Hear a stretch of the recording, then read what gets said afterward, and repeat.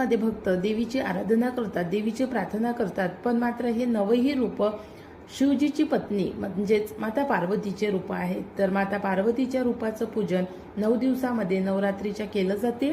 का केलं जाते तर वेगवेगळे रूप आहेत म्हणून या 9 दिवसांमध्ये त्या प्रत्येक रूपाचं पूजन केलं जाते आणि प्रत्येक रूपाचं महात्म्य, प्रत्येक रूपाचं स्वरूप आणि प्रत्येक रूपाची शक्ती वेगळी आहे।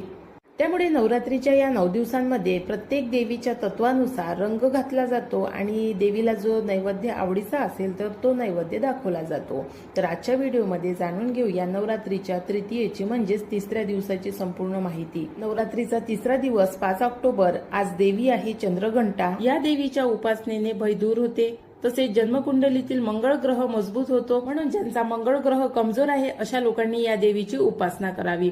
दुर्गा मातेच्या तिसऱ्या रूपातील या देवीच्या कपाळावर अर्धचंद्र आहे, म्हणून या देवीला चंद्रघंटा या नावाने ओळखले